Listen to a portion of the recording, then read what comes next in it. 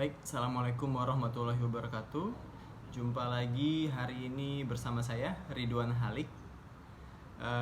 Jurnal kedua mengenai analisis isu kontemporer. Nah, dalam analisis ini yang telah disampaikan pemateri maksud saya, banyak sekali isu-isu yang dibahas. Salah satunya seperti revolusi industri 4.0 yang mengubah sendi-sendi kehidupan. Yang kedua yaitu kejahatan dunia digital dan terorisme serta paham radikalisme. Kemudian yang ketiga yaitu adalah ancaman penyalahgunaan narkoba. Sebelum diberikan tiga konsep tersebut atau untuk setiap kelompok dilakukan penganalisis, ada cakupan kompetensi analisis isu yang harus diketahui oleh setiap peserta. Yang pertama adalah environmental scanning atau peduli terhadap lingkungan, organisasi, dan mampu memetakan hubungan kausalitas. Yang kedua yaitu adalah problem solving atau mampu mengembangkan dan memilih alternatif dan mampu memetakan aktor terkait dan peranannya masing-masing. Terus kemudian yang ketiga adalah analisis, mampu berpikir konseptual, mengkaitkan dengan substansi mata pelatihan, mampu mengidentifikasi implikasi, dampak, dan seterusnya. Nah, dari hal tersebut kita diberikan kesempatan untuk menuliskan isu-isu apa yang ada di lingkungan kerja kami. Nah, kemudian kita diminta untuk memilih salah satu dari isu tersebut yang mana yang paling sesuai dengan bidang kami masing-masing, terus kemudian dilingkari dan kemudian digarisbawahi, dan terus kemudian dilakukan kegiatan-kegiatan apa yang bisa dilakukan untuk mengatasi isu tersebut atau masalah tersebut. Nah, kemudian dari kelompok yang tiga bidang yang disebutkan oleh yang saya pertama tadi itu kemudian kita disuruh untuk berdiskusi. Dan yang pertama, diskusi tersebut harus mencakup mengenai deskripsi kondisi saat ini. Dari misalnya saya tadi dapat narkoba, jadi saya harus mengetahui kondisi saat ini narkoba di Indonesia itu seperti apa. Yang kedua yaitu adalah analisis faktor penyebab dan akibat yang ditimbulkan dan dari isu tersebut. Terus kemudian yang ketiga adalah strategi optimalisasi atau pencegahan yang dapat dilakukan dalam waktu dekat atau jangka panjang. Kemudian kelompok kami melakukan diskusi dan kemudian didapatkan kalau misalnya narkoba itu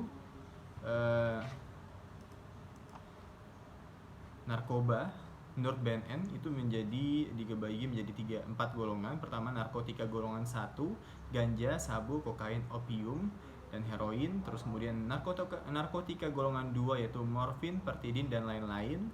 Terus kemudian narkotika golongan 3 yaitu kodein dan lain-lain. Dan keempat adalah Peraturan Menteri Kesehatan RI nomor 7 tahun 2018 perubahan penggolongan narkotika. Nah, di sini persebaran dari pola perdagangan narkoba internasional itu sudah sampai mencakup Tiongkok, Iran, sampai dengan Indonesia masuk.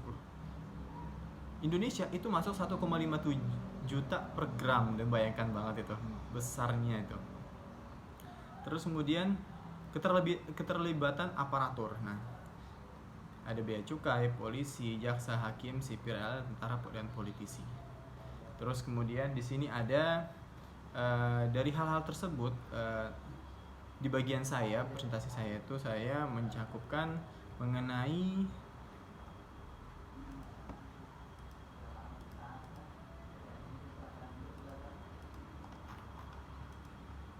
strategi operasional penanganan permasalahan narkoba itu seperti apa.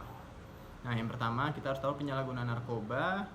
Dua permasalahan narkoba yaitu penyalahgunaan narkoba dan peredaran gelap narkoba. Terus kemudian dari hal tersebut kita harus tahu stepnya. Pertama, pencegahan, pemberantasan, dan rehabilitasi. 3 step ini tidak boleh hilang. Terus kemudian dan strategi ada P4GN melalui demand reduction, yaitu mengembangkan sistem pertahanan diri imunitas masyarakat secara intensif melalui upaya promotif.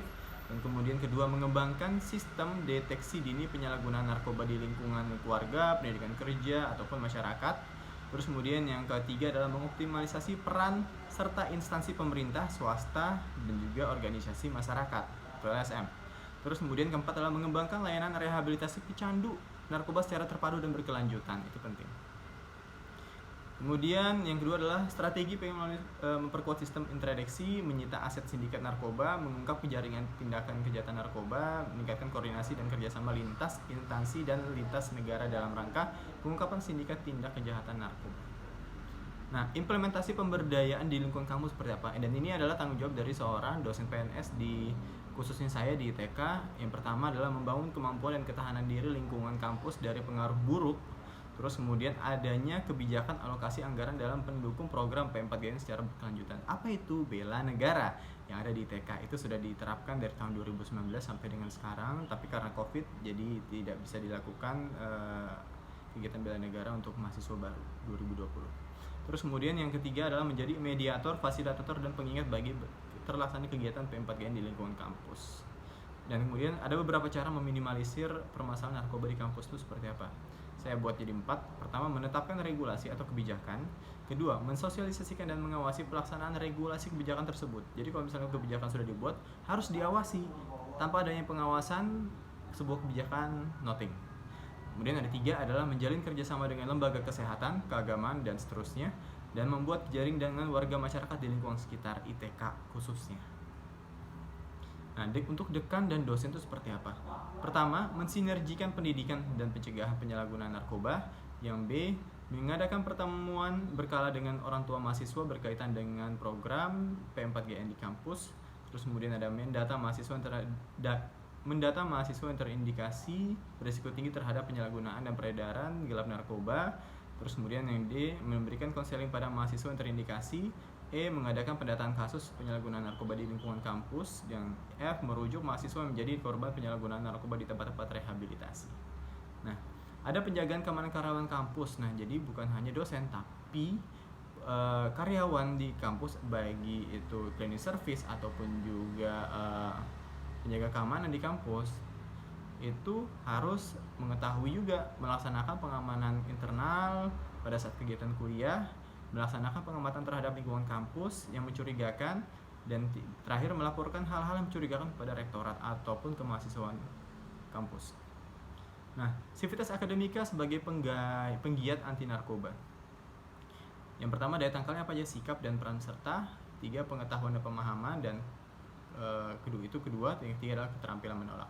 Semoga informasi ini sangat membantu Bapak Ibu dalam analisis isu kontemporer, di mana ada step by stepnya seperti yang saya utarakan tadi, dan semoga video vlog ini membantu Bapak Ibu Saudara.